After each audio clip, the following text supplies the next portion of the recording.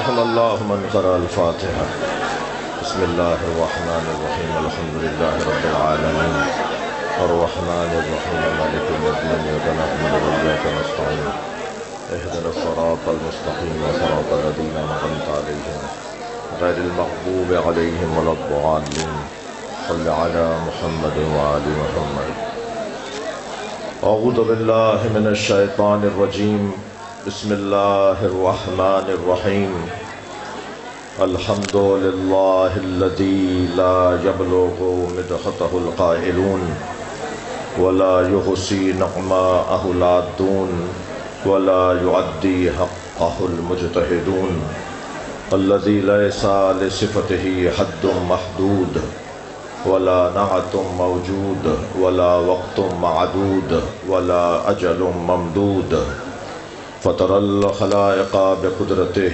ونشر الرياح برحمته الصلاة والسلام على الرسول المسدد المصطفى العمجد المحمود الأحمد سيدنا ومولانا ومولى الكونين جد الحسن والحسين عاني والقاسم محمد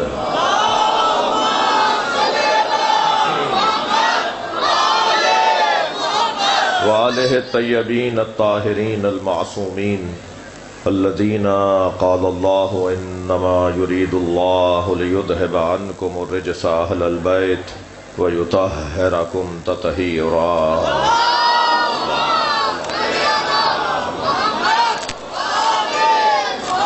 ولعنۃ اللہ علی اعدائہم اجمعین من یوم عداوتہم الی قیام یوم الدین اما بعد قال الحکیم فی قرآن الکریم بسم اللہ الرحمن الرحیم وجعلنا منہم ائمۃ یہدون بامرنا لما صبروا وکانوا بآیاتنا یوقنون صلوات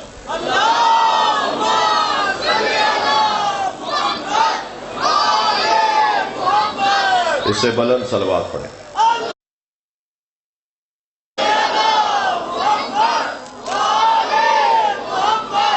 آپ اس سے بھی بلند پڑھ سکتے ہیں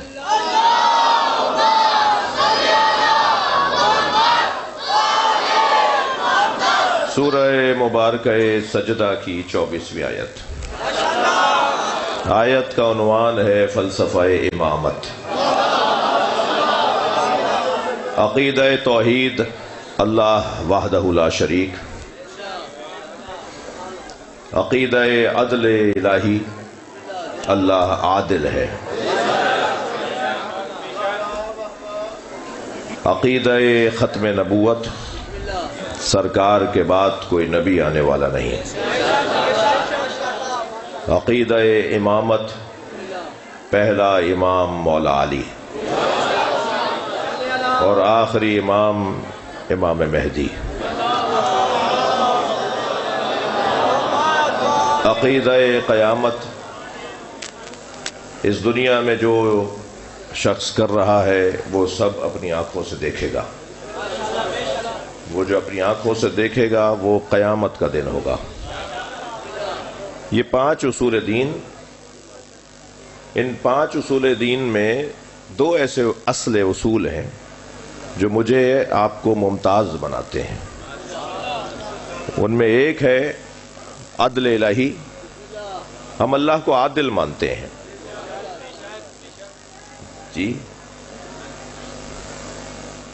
پہلے ٹھیک تھا بھائی ہم اللہ کو عادل مانتے ہیں ایک صاحب مجھ سے کہنے لگے کہ اگر اللہ چاہے تو یزید کو جنت میں ڈال دے جی اللہ قادر ہے میں نے کہا آپ نے اللہ کو قادر مانا ہے عادل نہیں مانا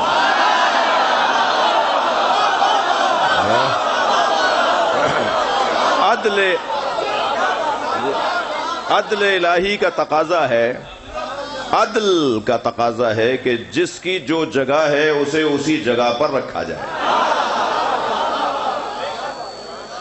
ہم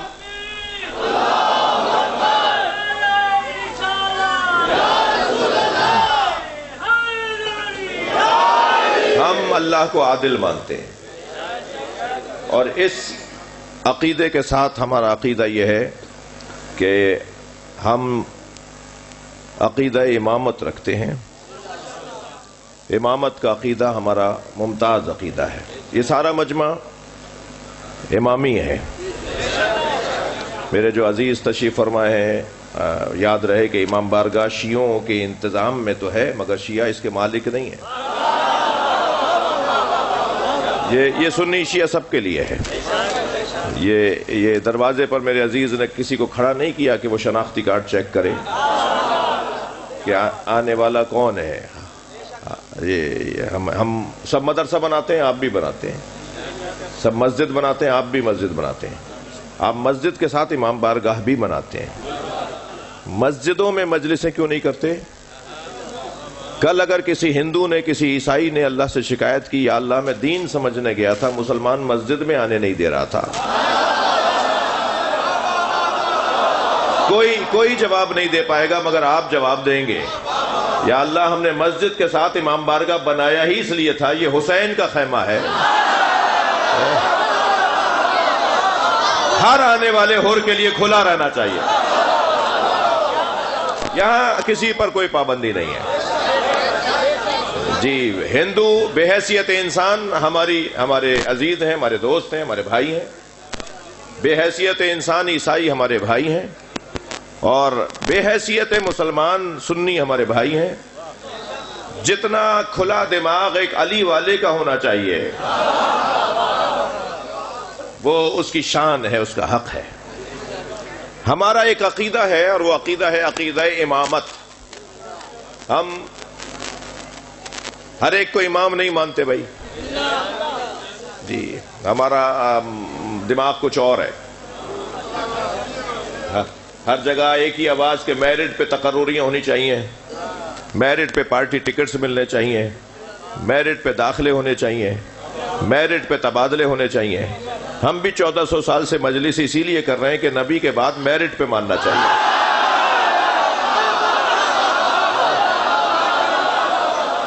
اب وہ میرٹ کیا ہے؟ وہ جس معیار پر ماننا ہے، وہ معیار ہم تو بنا نہیں پائیں گے. وہ میرٹ کیا ہے، وہ معیار کیا ہے؟ اگر میں آج کی اس اپنی مجلس میں، شاہ جیونا کی اس تاریخی مجلس میں، اگر میں یہ بات بیان کرنے میں کامیاب ہو گیا تو میری محنت سوارت ہو جائے گی. وہ میرٹ کیا ہے جس کے بنیاد پر ہم امام کو امام مانتے ہیں؟ وہ میرے اور آپ کے بنائے ہوئے نہیں ہے. جس کی طرف سے یہ خلیفہ ہے، خلیفہ تو یہ اللہ کے ہے نا، خلیفہ تو یہ رسول اللہ کے ہے نا. تو جس نے انہیں اپنا خلیفہ بنایا ہے وہی بتائیں گے کہ معیار کیا ہے. ہمارا کام بنانا نہیں ہے، ماننا ہے. ہمیں وسیلہ تلاش کرنا ہے، وسیلہ بنانا نہیں ہے. قرآن نے کہا وَابْتَغُوا إِلَيْهِ الْوَسِيلَةَ، وسیلہ تلاش کرو. ہم اگر وسیلہ بنا لیں تو پھر ہم خود ہی وسیلہ کیوں نہ ہوں؟ جی، وسیلہ بنانا ہمارا کام نہیں ہے. ہمارا کام ہے وسیلہ ہے اسے تلاش کرو. اب تلاش کس بنیاد پہ کرنا ہے؟ وہی کسوٹیاں ہیں، وہی پیمانے ہیں، وہی معیارات ہیں، وہی عنوانات اور کمالات اور عظمتیں ہیں کہ جنہیں ڈھونڈنا ہے. جس میں وہ پوری اتریں گی وہی ہمارا امام ہے. 2 اور 2 4 کی باتیں. یہ بچہ بھی کچھ نہ کچھ آج لے کے جائے گا. یہ کچھ نہیں لے کے جائے گا تو اتنا ضرور لے جائے گا کہ اس حلیے والے ہمارے عالم ہوتے ہیں.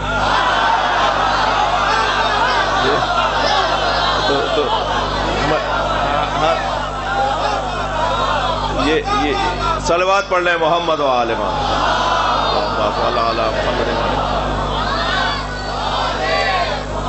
سب کچھ نہ کچھ اس دریا سے، اس سمندر سے لے کے جائیں گے نا.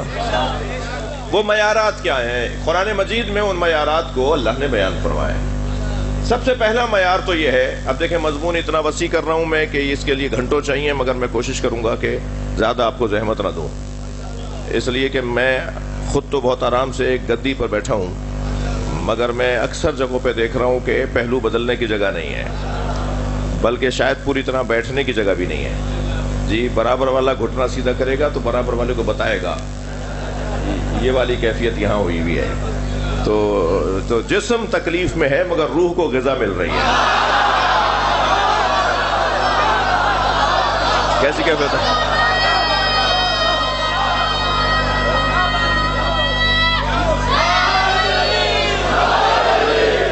سب سے پہلا معیار جسے ہمیں اپنا امام ماننا ہے، سب سے پہلا معیار یہ کہ وہ اللہ کا بنایا ہوا ہو،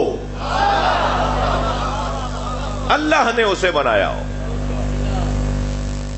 لہذا قرآن مجید میں ایک آیت نہیں، میں 2 آیتیں ابھی سنا دیتا ہوں، آیات کوئی 20 سے زیادہ آیات ہیں اس بات کے اوپر کہ یہ کام اللہ کا ہے، یہ کام بندوں کا نہیں ہے۔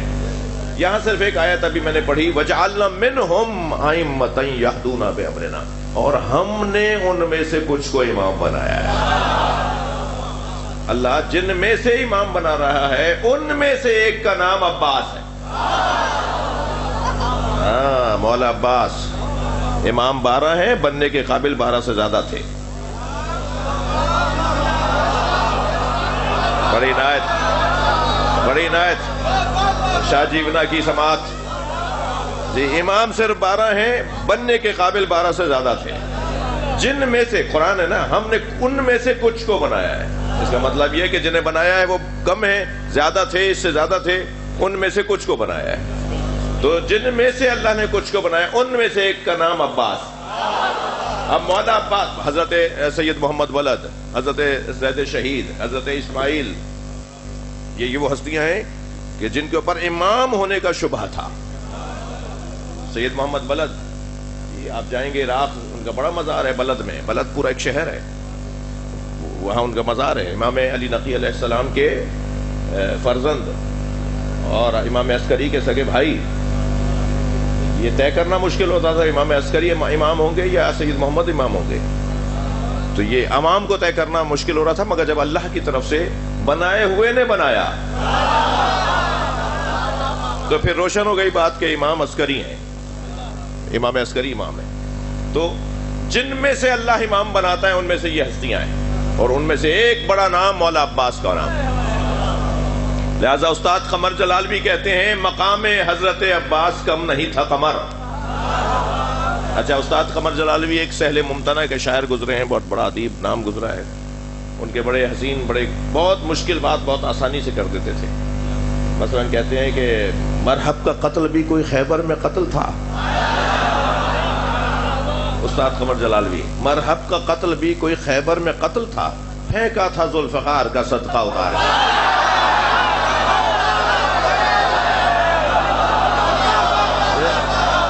یہ جی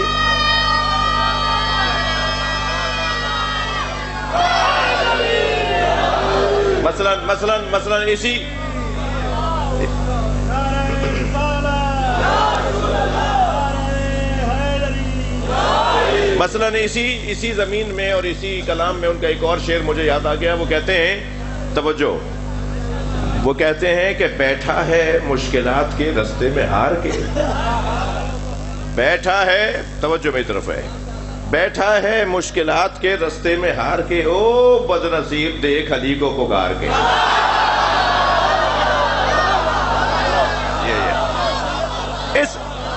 اس لہجے کا شاعر، اس لہجے کا شاعر استاد قمر جلال بھی کہتے ہیں کہ مقام حضرت عباس کم نہیں تھا قمر۔ دوسرے مصرے کو دیکھیے گا، مقام حضرت عباس کم نہیں تھا قمر، پلاتی دودھ جو زہرا امام ہو جاتے۔ سبحان اللہ۔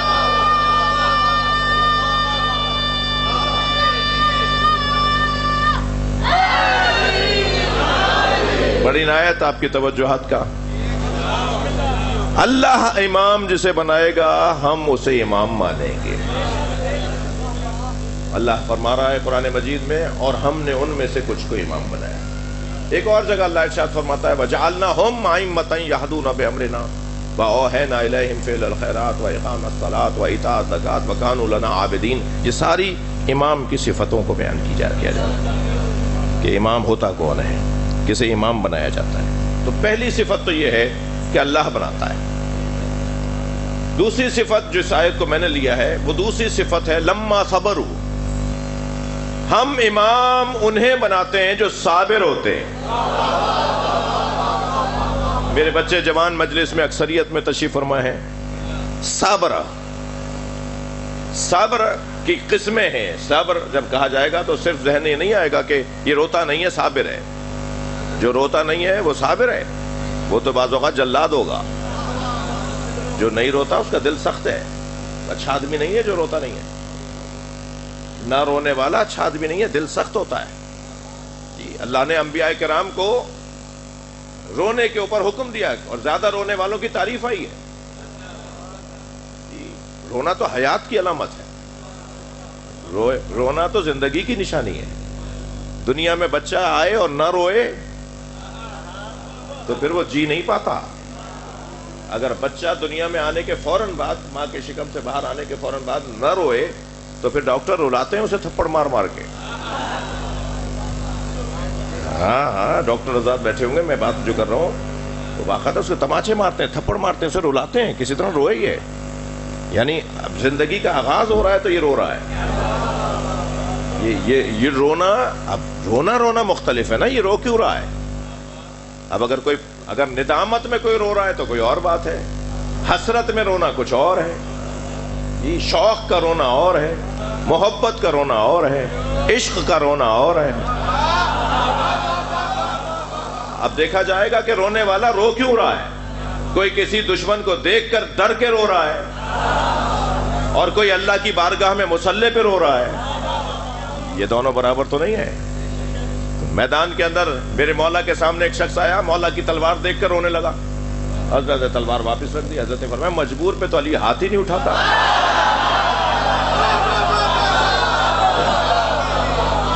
تو رونا بھی تو مختلف ہے نا. یہ رونے والا کس لیے رو رہا ہے، کیوں رو رہا ہے؟ تو ہرگز یہ نہیں کہا جا سکتا کہ جو رو نہیں رہا وہ اچھا آدمی ہے، جو رو رہا ہے وہ برا آدمی ہے. رونا صبر سے اس کا کوئی تعلق نہیں ہے. جتنا بڑا انسان ہوگا اتنا ہی اس کا دل نرم ہوگا.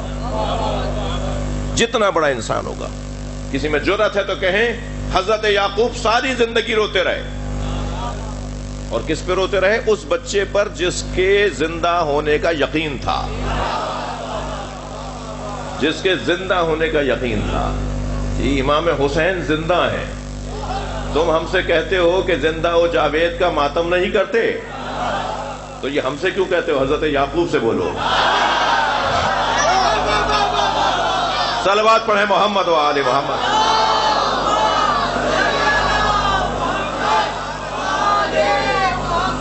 صبر.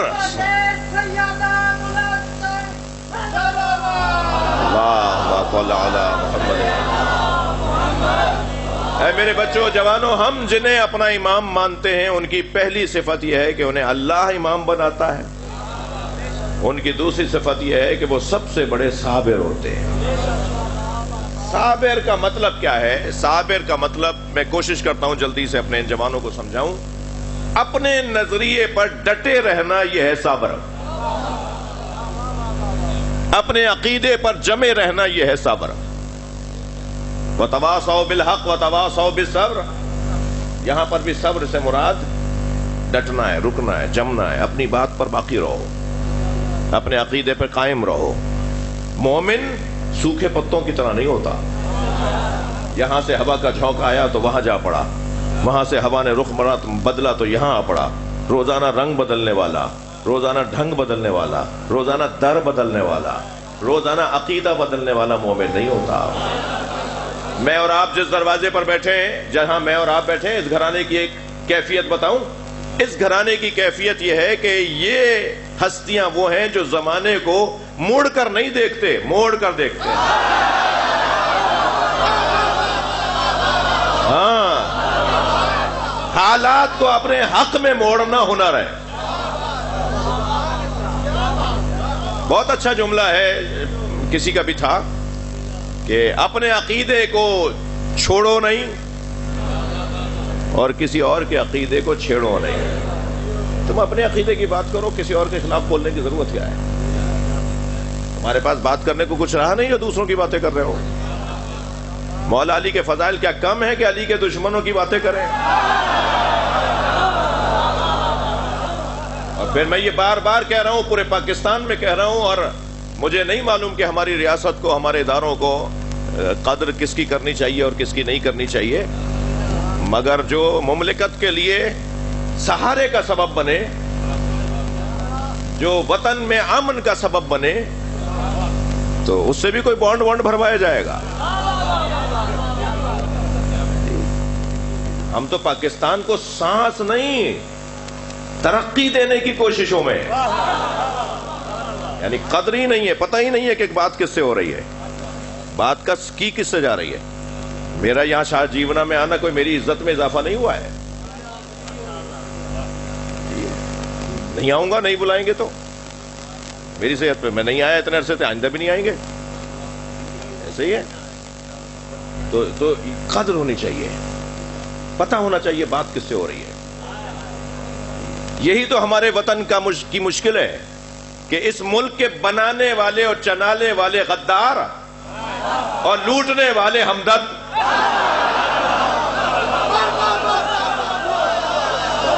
सलवात पढ़े मोहम्मद व आले मोहम्मद।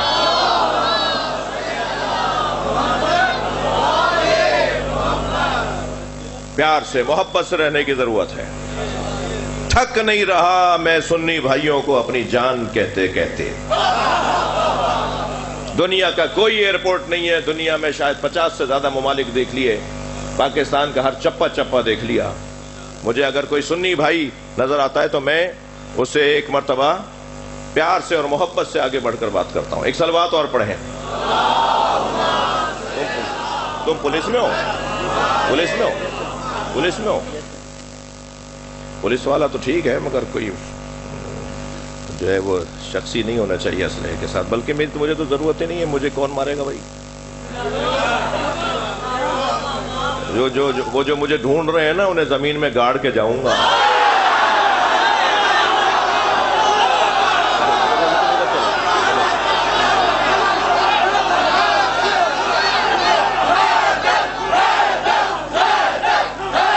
दे दो, इसको दे दो।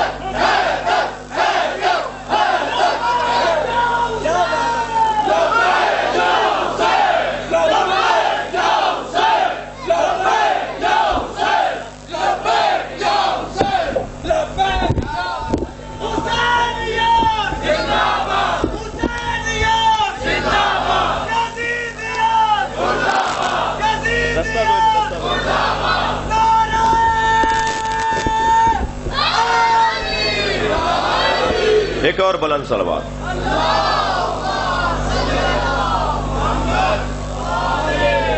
इससे बुलंद सलवात।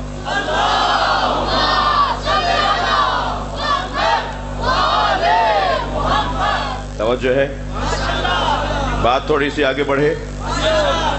सबसे पहली सिफत, मेरे अजीज माफ करना, मुझे तुम्हारी बड़ी इज्जत है, तुम्हारा बड़ा मकाम है, तुम्हारी खिदमात है, मगर मेरा मिजाज कुछ और है, तो लम्मा सब्र हो। सबसे पहली सिफत यह कि सब्र।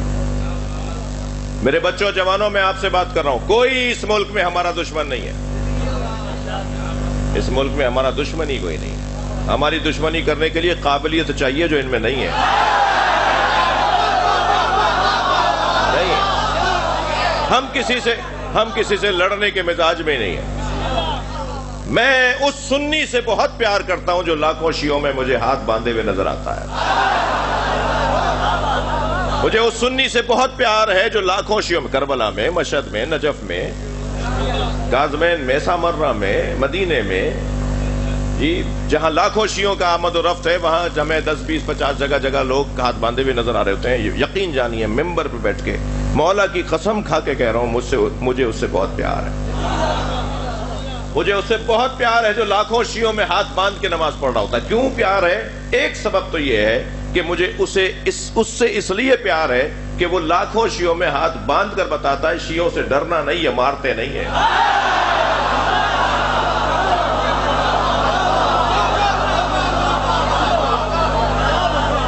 अल्हम्दुलिल्लाह, किसी कौम के लिए ये बहुत बड़ी इज्जत है कि कोई उनसे डरता ना हो। क्यों? कुरान ने हुक्म यह दिया है, रुहमाओ बैनहुम। नबी वालों की सिफत यह है, ये आपस में मेहरबान होते हैं। तो क्या सुन्नी मोहम्मदुर रसूलुल्लाह जो पढ़ता है वो मोहम्मद सरकार कोई और है, और शिया जो मोहम्मदुर रसूलुल्लाह पढ़ता है वो सरकार कोई और है? सुन्नी भी मोहम्मदुर रसूलुल्लाह कहता है, वो वही मोहम्मद सरकार है ना। کہ جس کو جن کا کلمہ شیعہ پڑھتا ہے تو سرکار کا کلمہ پڑھنے والا رحماء بینہم، قرآن یہ کہہ رہا ہے آپس میں مہربان ہوتے ہیں، اشداء علی الکفار، مگر کافروں پہ شدید ہوتے ہیں۔ قرآن کی اس آیت پر عمل کرنے والا اگر کوئی ہے تو وہ شیعہ ہے۔ آج امریکہ کے دانت کھٹے ہو رہے ہیں اور مسلمان آپس میں جڑتے چلے جا رہے ہیں۔ جی آپس میں پیار سے رہو بھائی، محبت سے رہو۔ شیعہ کسی سے نفرت کرے، میں ان بچوں سے کہہ رہا ہوں خبردار، اپنی لغت میں نفرت کا لفظ کاٹ دو۔ تمہارے ذہن میں جو لغتیں ہیں، الفاظ تمہارے ذہن میں جو بیٹھے ہوئے ہیں، ان میں سے لفظ نفرت نکال دو۔ ہمیں کسی سے نفرت نہیں کرنی، ہمیں پیار کرنا ہے، محبت کرنی ہے، جی گلے لگانا ہے۔ شیعہ بچوں سے کہہ رہا ہوں تمہارے علاقے میں سب شاہ جیونا کے تو نہیں ہوں گے، کچھ گاؤں دیہات سے دور سے بھی، دوسرے شہروں سے بھی آئے ہوئے ہیں نا، سب سے کہہ رہا ہوں، شیعہ بچوں سے کہہ رہا ہوں تمہارے علاقے میں کوئی مولانا مفتی صاحب دیوبندی بریلوی رہتے ہوں گے نا، کہتے ہیں نا، تو ایک مٹھائی کا ڈبہ، ایک جوڑا، ہر 1-2 مہینے کے بعد ان کے دروازے پہ جا کے کہو ہم شیعہ ہیں مگر ہمارے عالم نے کہا ہے کہ اہل سنت علماء کا احترام کیا کرو، ہم آپ کے لیے گفٹ لے کر آئے ہیں۔ میں آپ کو بشارت دے رہا ہوں، یہ عمل اگر 1-2 سال بھی کر لیا تو شہروں میں ہماری محبتیں بڑھنا شروع ہو جائیں گی۔ اور میں سنی بچوں سے کہہ رہا ہوں شیعہ مسجد میں آ کے نماز پڑھا کرو، وہی ہاتھ باندھ کے پڑھو جو تمہیں آتا ہے، وہی پڑھو، جیسا تم نے سیکھا ہے وہی پڑھو۔ مگر شیعہ مینجمنٹ کی جو مسجدیں ہیں ان میں آ کے نماز پڑھو، یہ منظر بننا چاہیے۔ کب تک نفرتیں ہوں گی؟ 5% بھی نہیں ہے جو فساد پھیلانے والے ہیں، 95% سنی شیعہ لڑنا نہیں چاہتے، 95% سنی شیعہ پیار سے رہنا چاہتے ہیں۔ اور وہ جو 5% بھی ہے نا، وہ بھی میں نہیں ان پہ تبصرہ کرنا چاہتا، لیکن اتنا ضرور کہوں گا کہ انہیں بھی سمجھانے کی ضرورت ہے۔ ایک حقیقت ہے، شیعہ ایک حقیقت ہے۔ سارے شیعہ مل کے سنیوں کو ختم نہیں کر سکتے اور سارے سنی مل کے شیعوں کو ختم نہیں کر سکتے، تو جو کام کر نہیں سکتے اس کی کوشش کیوں کرتے ہو؟ پیار سے رہو، محبت سے رہو۔ میں خاص طور پر شیعہ بچوں سے کہہ رہا ہوں نفرت ہماری لغت میں نہیں ہونا چاہیے۔ لفظ نفرت کسی کے ساتھ، ہمیں کسی سے نفرت ہے ہی نہیں۔ اگر آپ کسی بنیاد پر کسی کے ساتھ پرخاش رکھتے ہیں تو اس کا مطلب محض آرائی نہیں ہے۔ علامہ طالب جوہری ایک بڑا نام ہمارا گزرا ہے، ان کا بڑا حسین جملہ ہے جو میں آپ کو ہدیہ کر رہا ہوں۔ وہ فرمانے لگے سب سے اچھا انتقام یہ ہے کہ انتقام نہ لیا جائے، درگزر کرو، معاف کرو۔ مجھے اس سنی سے بڑا پیار ہے جو لاکھوں شیعوں میں ہاتھ باندھ کے نماز پڑھتا ہے، مگر اتنا ہی اس شیعہ سے نفرت ہے جو 4 سنیوں میں ہاتھ باندھ لیتا ہے۔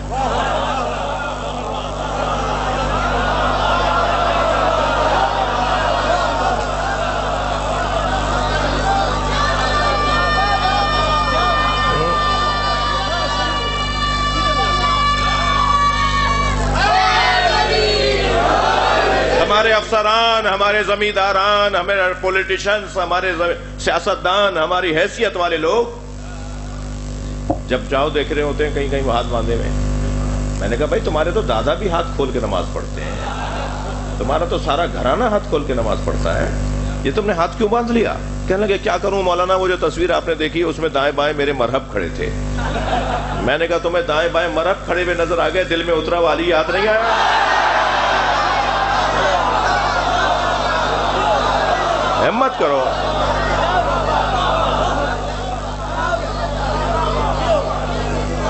ہر شخص کو حق ہے کہ وہ اپنے مذہب کے اوپر عمل کرے، دوسرے کے احساسات کا خیال رکھتے ہوئے، اس کے جذبات کا خیال رکھتے ہوئے۔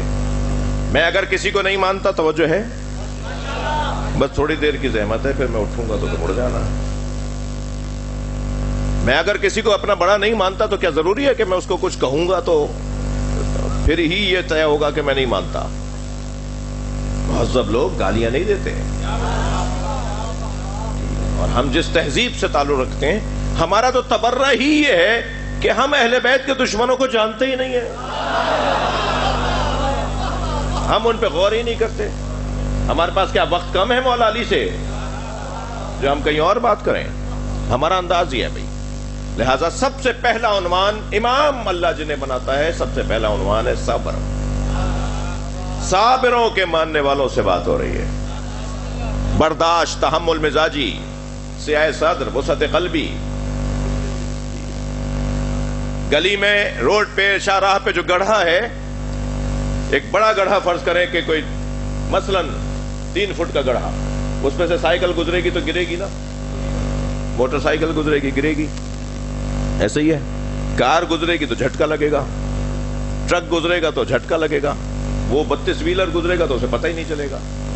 تو گڑھا تو ایک ہے، اثرات مختلف کیوں ہیں؟ اس لیے کہ ظرف مختلف ہے۔ جیسے جیسے ظرف بڑا ہوتا چلا رہا ہے، ایسے ایسے چھوٹی چھوٹی چیزوں پہ توجہ ہی نہیں ہو رہی۔ اللہ کے رسول اور اہل بیت چاہتے ہیں اپنا ظرف بڑا کرو، اپنا قد اونچا کرو۔ انسان فٹوں سے نہیں ناپا جاتا، انسان انچی ٹیپوں سے نہیں ناپا جاتا، انسان برداشت سے، تحمل مزاجی سے، سیاہ صدر سے، ہمت سے، حوصلے سے ناپا جاتا ہے۔ وہ ایک صاحب مجھ سے کہنے لگے کہ ہم بہت دن سے صحراؤں میں سفر کر رہے تھے، اچانک ہمیں ایک جنگل میں گھر نظر آیا، فوجی تھے، وہ کہہ رہے ہیں میں نے وہ اسٹک میرے ہاتھ میں تھی، میں نے دروازہ بجایا، ایک بچہ باہر آیا، میں نے اس سے کہا بیٹا کسی گھر میں کوئی بڑا ہو تو اسے بھیجو، مجھے بات کرنی ہے۔ اس نے کہا آپ مجھ سے کہیے آپ کو کیا بات کرنی ہے؟ میں نے کہا جی کوئی بڑا ہو تو بھیجو۔ اس نے کہا نہیں آپ بولیے تو صحیح، آپ کو کام کیا ہے؟ کہنے لگے پھر میں نے کہا کوئی گھر میں بڑا ہوگا نا بیٹا، اسے بھیج دو۔ تو 3-4 دفعہ جب میں نے کہہ دیا تو اندر چلا گیا، اندر سے ایک اونٹ پکڑ کر لایا، کہہ رہا ہے ہمارے گھر میں یہی بڑا ہے۔ تو بھائی بڑا کہتے کسے ہیں؟ لمبے چوڑے کو تو بڑا نہیں کہتے، دبلے پتلے کو تو چھوٹا نہیں کہتے۔ ویسے یہ جگہ جو ہے اینک بدلنے کی جگہ، یہ امام بارگاہ، یہ امام حسین کا شفا خانہ ہے۔ یہاں ہم سب ویکسینیشن کے لیے آئے ہوئے ہیں، ہم سب اینٹی بیکٹیریا کے لیے آئے ہوئے ہیں، یہاں سب ہم اپنے آپ کو بہتر بنانے کے لیے آئے ہوئے ہیں۔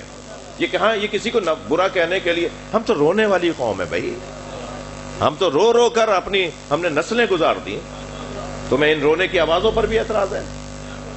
یہ ساری قوم یہاں پر کچھ لینے آئی ہے، اپنا قد بڑا کرنے آئی ہے۔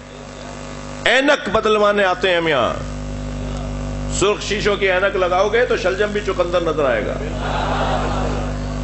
وہ اینک کچھ اور دکھا دیتی ہے۔ اللہ چاہتا اپنی اینک بدلو، اپنی دید بدلو، اپنا زاویہ نگاہ بدلو، اپنے سوچنے کا طریقہ بدلو، اپنے آپ کو بڑا بناؤ، چھوٹے نہ رہو، بچے نہ رہو، کبھی بڑے بھی بنو۔ جی میں ایک جگہ سے گزر رہا تھا، رستے میں سانپ بیٹھا ہوا تھا، میرے بڑھتے ہوئے قدم رک گئے، میں سوچنے لگا موذی ہے، حملہ کرے گا، موذی ہے۔ سانپ ہی موذی نہیں ہوتا، بعض انسان بھی موذی ہوتے ہیں۔ میں نے بہرحال وہ سانپ تھا، میں نے دیکھا، میں نے کہا کیا کروں، آگے جاؤں گا تو یہ حملہ کرے گا، یہ ڈسے گا۔ تو کھڑا سوچ رہا تھا میں آگے بڑھوں یا نہیں۔ دور سے لوگوں نے مجھے دیکھ کر تبصرے شروع کیے، وہ دیکھو مولانا کو بڑی شجاعت کی باتیں کرتے ہیں، بڑی بہادری کے قصے سناتے ہیں، سانپ سے ڈر رہے ہیں۔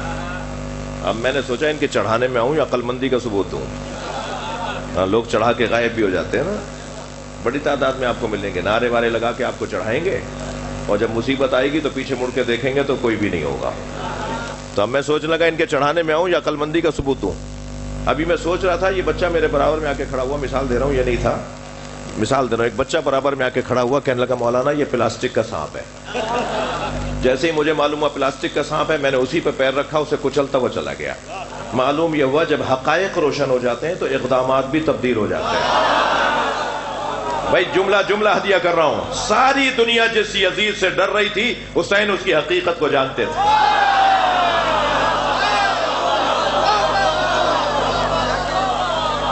فرمایا میرے مولا حسین نے، اے ولید کل دن نکلنے دو، سورج نکلنے دو، سارے مدینے کے سامنے مجھ سے سوال بیعت کرو۔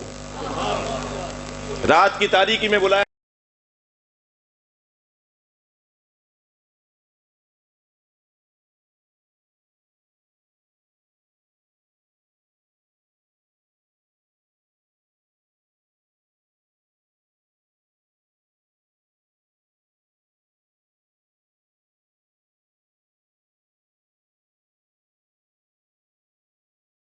نہیں آئیں گے۔ تو امام نے یہ جملہ سنا تو امام پھر پلٹے اور ایک مرتبہ دیکھ کے فرمایا انت تقتلنی ام ہوا یبن زرخا، اے بد کردار عورت کی اولاد، تو مجھے مارے گا یا تو مارے گا؟ تم میں سے کس میں جرأت ہے جو مجھے مارے؟ تو ایک مرتبہ جب آواز مولا حسین کی بلند ہوئی تو دربار کا دروازہ کھل گیا اور حضرت عباس اندر داخل ہوئے۔ تلوار کھینچے ہوئے حضرت عباس دربار میں امام حسین کو بڑھ کے سلام کیا، مولا کس نے تکلیف پہنچائی؟ امام نے دستہ شمشیر پر ہاتھ رکھ کے فرمایا، عباس یہ مدینہ ہے، کربلا نہیں ہے۔ اجرکم اللہ، اجرکم اللہ۔ عباس چلو میرے بھائی۔ دربار سے باہر آئے، دربار سے باہر آئے، رخ تو امام حسین کا حضرت کے گھر کا رستہ اور رخ تو کچھ اور تھا، مگر مولا نے کسی اور رستے کی طرف مڑنا چاہا۔ تو حضرت عباس نے فرمایا، مولا کہاں کا ارادہ ہے؟ فرمایا، بہن زینب کے پاس جاؤں گا۔ رات کی تاریکی میں دروازے پہ دستک ہوئی، کنیز دروازے پر آئی، مولا حسین کو دیکھا، بنی ہاشم کے جوانوں کو دیکھا، مولا عباس کو دیکھا، ہاتھ پیر پھلاتی ہوئی گھر میں بھاگی، جناب زینب کو آواز دے کر کہا، آقا زادی حسین آئے ہیں۔ جناب زینب فوراً عجلت میں دروازے کی طرف آئیں، امام گھر میں داخل ہوئے، بہن بھائی کی ملاقات ہوئی اور امام حسین نے ایک ہی جملہ فرمایا، زینب مدینہ رہنے کی جگہ نہیں رہا۔ اجرکم اللہ، اجرکم اللہ۔ اللہ آپ کو کسی غم میں نہ رلائے، سوائے غم اہل بیت میں رونے رلانے والوں میں قرار دیں۔ زینب مدینہ اب رہنے کی جگہ نہیں رہا، ہم مدینہ چھوڑ کے جائیں گے، تیاری کرو میری بہن۔ جناب زینب نے تیاریاں شروع کی۔ دوسرا دن آ گیا، 28 رجب کا دن آ گیا، 28 رجب کا دن آ گیا۔ ہاں زدارو، 60 ہجری 28 رجب، امام حسین علیہ السلام مدینہ چھوڑ رہے ہیں۔ عباس محملیں تیار کرواؤ۔ بیت الشرف کے بعد حویلی کے باہر قناتیں لگائی گئیں، عماریوں کو تیار کیا گیا۔ روایت کہتی ہے، ایک راوی کہتا ہے کہ میں اس منظر کا راوی ہوں، میں نے دیکھا کہ ایک محمل بٹھائی گئی لا کر اور گھر سے ایک بی بی باہر آئی جسے قاسم ابن حسن نے سوار کیا۔ میں نے پوچھا یہ کون ہے؟ کہا یہ حضرت امام حسن کی زوجہ ہے، بی بی ام فروہ ہے۔ کچھ دیر کے بعد ایک اور بی بی باہر آئی تو علی اکبر نے آگے بڑھ کے سہارا دیا، معلوم ہوا یہ حسین کی زوجہ بی بی ام لیلہ ہے۔ کچھ دیر کے بعد پھر ایک اور بی بی باہر آئی تو حضرت عباس نے سہارا دیا، معلوم ہوا یہ حضرت عباس کے حصے کی بہن جناب ام کلثوم ہے۔ سنیں گے زدارو؟ پھر آخر میں ایک بی بی باہر آئی، حسین نے کرسی چھوڑ دی، عباس نے کام چھوڑ دیا ہے، علی اکبر نے امور چھوڑ دیا ہے، قاسم نے اپنے کاموں کو ترک کر دیا، سارے جوانہ نے بنی ہاشم آگے بڑھے اور حضرت عباس نے اپنا گھٹنا زمین پہ ٹیکا۔ بی بی میرے گھٹنے پہ پیر رکھ کے محمل میں بیٹھیں گی؟ بڑی شان سے سوار کیا ایک بی بی کو، رہا نہیں گیا کہ کون ہے یہ جس کا اتنا احترام ہے؟ کہ یہ علی کی بڑی بیٹی زینب۔ اجرکم اللہ، اجرکم اللہ۔ حق ہے بلند آواز سے رونے کا۔ جب آپ ایسے روتے ہیں نا، امام جعفر صادق دعا دیتے ہیں، یا اللہ یہ ہمارے عامر کو زندہ کر رہا ہے۔ امام محمد باقر مصلی بچھا کے رونے والوں کے لیے دعا کرتے ہیں، یہ علی کی بڑی بیٹی زینب ہے۔ بڑی شان سے جناب زینب کو اونٹ پہ سوار کیا، پہنچ گئے نا آپ، آ گئے نا کربلا، 11 محرم کو آ جائیے۔ میری بی بی زینب نے ساری بیویوں کو اونٹ پر بٹھایا۔ جب زینب بی بی نے سب کو بٹھا لیا تو زینب کو بٹھانے والا کوئی نہیں تھا۔ ادھر حسین مولا کا لاشا، ادھر علی اکبر کا لاشا، کوئی نہ تھا جو جناب زینب کو اونٹ پر بٹھاتا، اور بغیر کجاوے کا اونٹ تھا۔ جناب زینب کے قریب کچھ ظالم تازیہ نہ لے کر آئے، سخت جملے ہیں، اللہ کرے بیان کر جاؤں۔ میری بی بی نے ایک مرتبہ آواز دے کر کہا خبردار میرے قریب نہ آؤ، اور اس وقت میں میری بی بی نے مڑ کر دیکھا ہے نہر کی طرف جہاں حضرت عباس کا لاشا تھا۔ آواز دی، عباس تم نے بہن کو سوار کیا تھا؟ آؤ کربلا میں زینب کو کوئی سوار کروانے والا۔ اجرکم اللہ۔ अजरुकुम अल्लाह। हो गई मजलिस, मगर मुझे कुछ रवानगी पढ़नी है। जब सारी बीवियां महमिलों में बैठ गईं, इमाम हुसैन अपने जुलजन्ना के करीब आए। एक मर्तबा जनाब अब्बास ने आकर फरमाया, आका आपको हमारे घर की मुअम्मर बीवियां बुला रही हैं। हवेली में कुछ बीवियां ऐसी थीं जो इमाम के साथ सफर पे नहीं जाएंगी। उनमें एक बीबी हैं हजरत उम्मुल मोमिनीन बीबी उम्मे सलमा रज़ी अल्लाह ताला अन्हा। दूसरी बीबी हैं बीबी उम्मे हानी, इमाम हुसैन की फूफी हैं, मौला अली की बहन है, हजरत अबू तालिब की बेटी है। तीसरी बीबी हैं उम्मुल बनीन, मौला अब्बास की वालदा। ये तीनों बुजुर्ग खवातीन हैं, हाथों में असाएं लिए खड़ी हैं। इमाम घर में दाखिल हुए, सबसे पहले नानी के करीब गए, बीबी उम्मे सलमा के करीब गए। नानी है ना, उम्मुल मोमिनीन है, नबी की ज़ौजा है। आगे बढ़कर कहा, अम्मा आपने मुझे बुलाया। जनाब उम्मे सलमा ने अपनी चादर में हाथ डाला, एक शीशी निकाली जिसमें खाक थी। फरमाया, हुसैन तुम्हारे नाना ने आखिरी वक्त में मुझे खाक दी थी और मुझसे कहा था इसे संभाल के रखना, जब ये खाक खून में बदल जाए तो समझना मेरा हुसैन मारा गया। हुसैन तुम्हारा जाना बता रहा है कि तुम वापस नहीं आओगे। तो इमाम हुसैन ने करीब आके फरमाया, हाँ अम्मा, मैं अब जो जा रहा हूं मैं वापस नहीं आऊंगा। मैं अपना वतन, अपना घर छोड़कर जा रहा हूं, अब मैं वापस नहीं आऊंगा। जब ये जुमला सुन लिया ना बीबी ने, तो फिर 2 कदम वो आगे बढ़ी और आहिस्ता से फरमान लगी, फिर ज़ैनब को छोड़ जाओ। अजरुकुम अल्लाह। इमाम की आवाज आई, अम्मा अल्लाह ज़ैनब को असीर देखना चाहता है। जनाब उम्मे हानी से पूछा, फूफी अम्मा आपने बुलाया? फरमाया, हुसैन हमारे हवेली का पुराना दस्तूर है, जब हमारे घर में कुछ दिन बाद, कल परसों कुछ दिन के बाद कोई मुसीबत आने वाली होती है तो पहले से ही हमारे घर की जन्नातनियां रोना शुरू हो जाती हैं। हमारी हवेली में जो जिन औरतें हैं, जन्नातनियां हैं, वो रोना शुरू हो जाती हैं। हुसैन कल रात से इनके रोने की आवाजें आ रही हैं। फरमाया, अम्मा ये मेरा नौहा पढ़ रही है, अम्मा ये मुझे रुखसत कर रही है। फिर हजरत उम्मुल बनीन को देख के फरमाया, अम्मा आपने बुलाया? फरमाया, आकाज़ादी तुम्हारे बाबा ने मुझसे अक़्द किया था ताकि अल्लाह मुझे शुजा बेटा अता करे। अल्लाह ने मुझे 4 शुजा बेटे अता किए हैं, मगर मैं कभी कभी सोचती हूं कहीं अब्बास वफादारी में कोताही न कर जाए। मेरे मौला हुसैन ने मुड़कर देखा हजरत अब्बास की तरफ, इशारा किया, हजरत अब्बास करीब आ गए। कहा, अब्बास अपनी माँ को यकीन दिलाओ तुम कितने बड़े वफादार।